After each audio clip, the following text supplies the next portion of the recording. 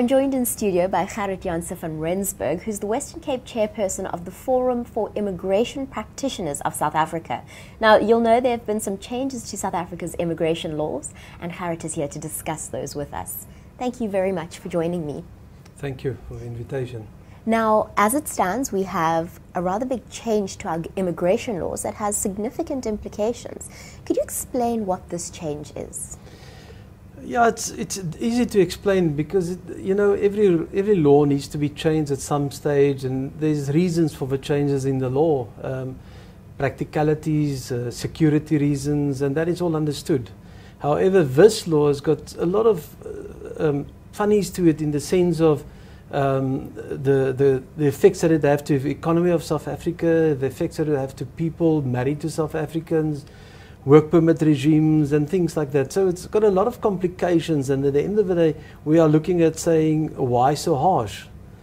Because really the harshness becomes when a person hasn't got a visa, trying to leave a country, doing everything lawful and then being declared undesirable.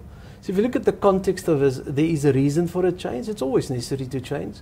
But why they did it so harshly and so wrongly in that sense, that is the questions that are being asked. And I think in the whole debate, it's not about a certain aspect, it's in the contents of what it will have at the end of the day for South Africa and the people on the street. That's right, because as South Africans, the last thing we want is to detract investor confidence in South Africa. We don't want people to believe that they can't start a business in our country or they can't contribute to our economy. And essentially, this is what may happen.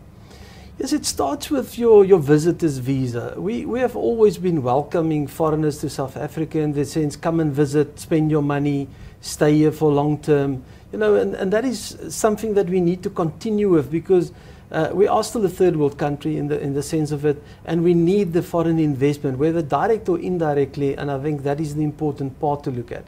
In the new visa, in the new legislation, just to extend your visitor's visa, you need a police clearance. The question is asked, why would a visitor need a police clearance to extend his stay in South Africa? I can understand sometimes there might be bona fide people and people without a bona fide coming to South Africa, but why would you sort of go overboard and disqualify everybody from that visit? We understand that people coming for a visit are spending hotel money, they're spending money towards tourism. They go back to their countries, they go back and they say, listen, this is a world of, that you need to go and venture into. So that becomes the questions. Why would you need a police clearance to extend your visitor's visa? Once one look at some countries, you can't get a police clearance if you don't physically present you in your country. So while you must stay in Germany, for an example, you must go to the United States because you carry a USA passport. That sort of scenario applies. It's not maybe the right scenario, but the typical thing applies where it becomes almost a no-no for extending your visa in South Africa. The other aspect on that is in the draft legislation, they said 30 days prior to application. Now that has always been the rule. Most people would have applied with the rule, but there was always the leeway that you said, if you could present a good cause, you can still do that application, and the application will be then considered on the merits of a good cause presented. Okay? There's a number of these things where people come to South Africa and on short notice they decide to stay longer. You can't do that anymore, because now you've got to apply 60 days in advance. Right.